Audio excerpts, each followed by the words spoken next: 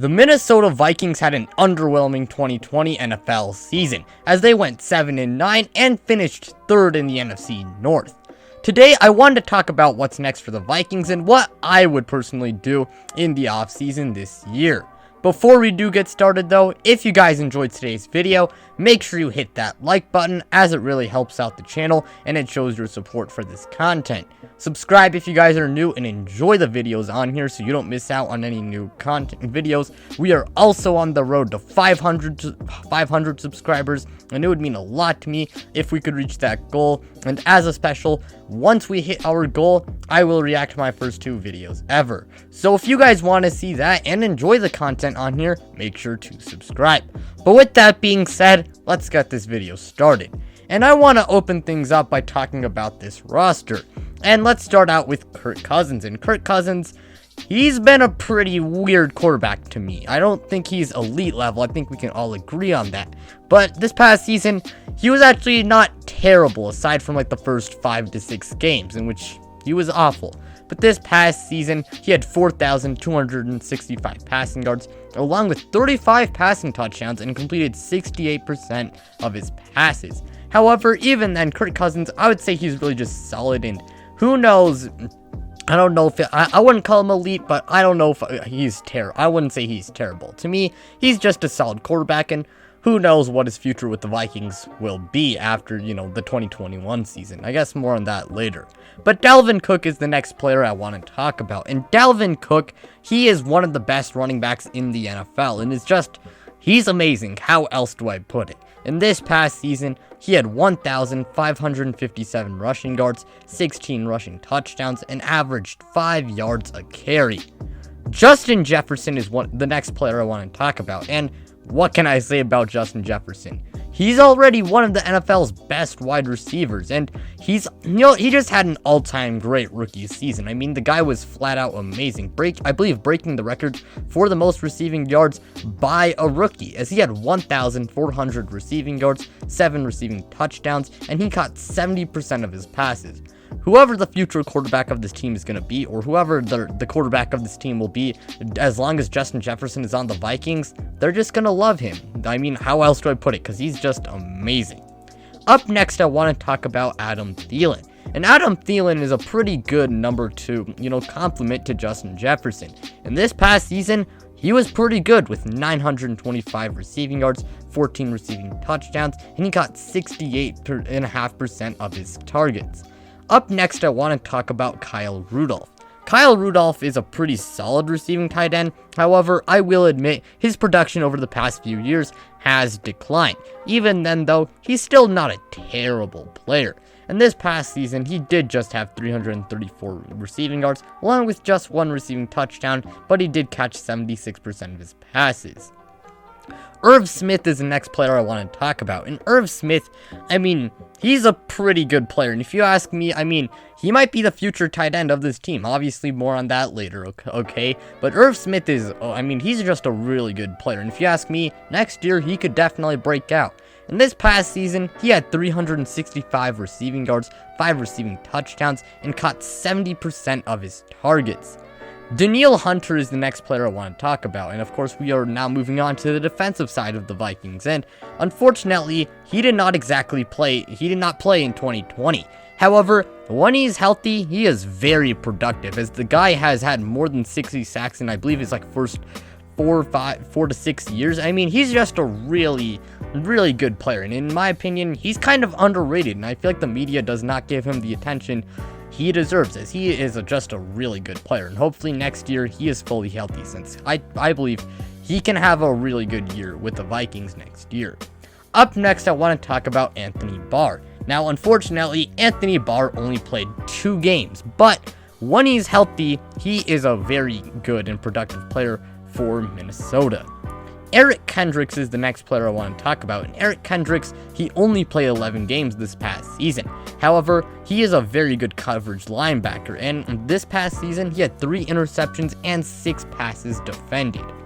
Anthony Harris is the next player I want to talk about, and Anthony Harris, he was kind of disappointing this past season. He's still pretty solid, and who knows if he will be brought back by the Vikings in free agency. More on the Vikings free agency a little bit later, but this past season, he did just have 7 passes defended, as last year he was one of the 3 players tied for the most interceptions in the league with 6, and while we can't expect that type of production, I mean, the guy was a little bit underwhelming, but he's still a pretty good player. And the final player I want to talk about is Harrison Smith. Harrison Smith is a very good safety, and while he is aging, he's still a really good player. We don't know what his future with Minnesota will be, but he's still a pretty good player as he had 5 interceptions and 10 passes defended. And that will wrap it up for the Vikings roster. Now, this past season, the Vikings offense really did carry them, as their defense, it was atrocious. They were ranked 29th overall as a defensive unit, 25th in passing defense, 27th in rushing defense, and allowed 29.7 points per game. And I mean, Mike Zimmer didn't exactly call this defense his worst defensive unit ever for no reason. I think Minnesota actually has a pretty decently talented roster.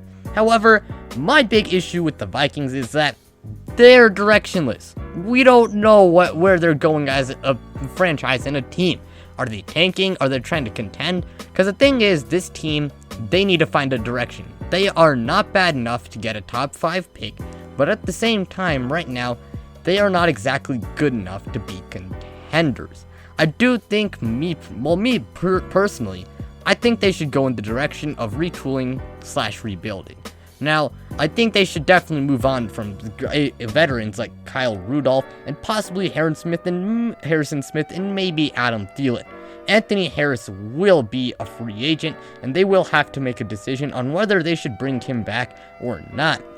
And personally, I would not be opposed to bringing him back, but their cap situation will make it difficult to really make a lot of moves in free agency. And I mean, he could easily walk, especially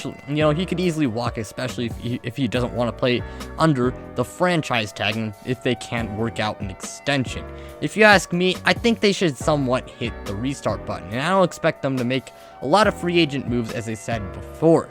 Now, some trade partners for Kyle Rudolph, I mean, if there are any teams interested, could be like the Carolina Panthers or the New England Patriots or the Miami Dolphins, but who knows whether a lot of teams want to trade for Kyle Rudolph, because while the guy is still decent, I mean, his production has fallen off, plus the guy is aging, and I mean, if they can't find a trade partner, I would cut him, and I'd give Irv Smith the more opportunity and make him the starting tight end.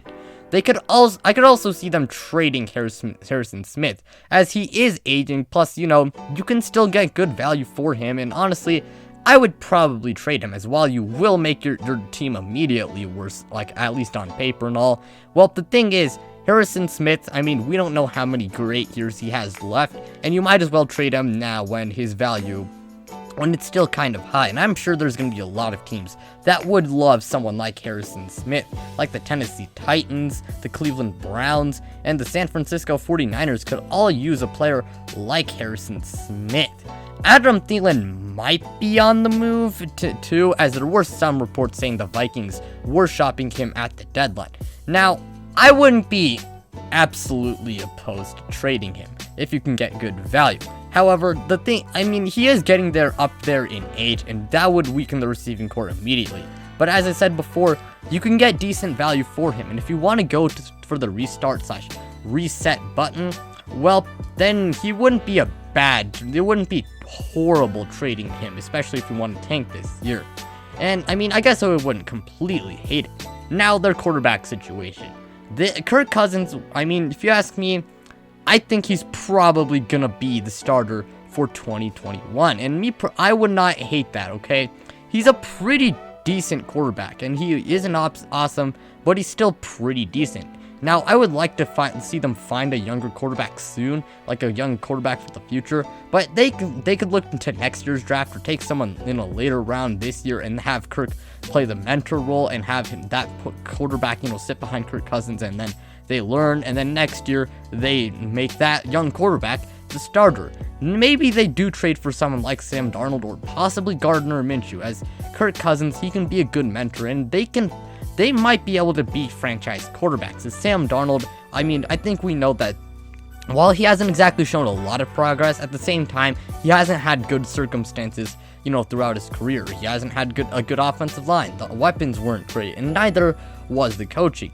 Gardner Minshew, while the guy did regress this year, maybe he could be a franchise quarterback. I mean, just maybe, because he showed some really good signs in his rookie year, and it's clear the Jaguars probably won't keep him for the near future due to the, well, I mean, they want Trevor Lawrence, so I mean, why would you really hold on to Gardner Minshew when you can get some value? I mean, I know the Jaguars don't have exactly a great front office, but I think you guys can see what I am saying.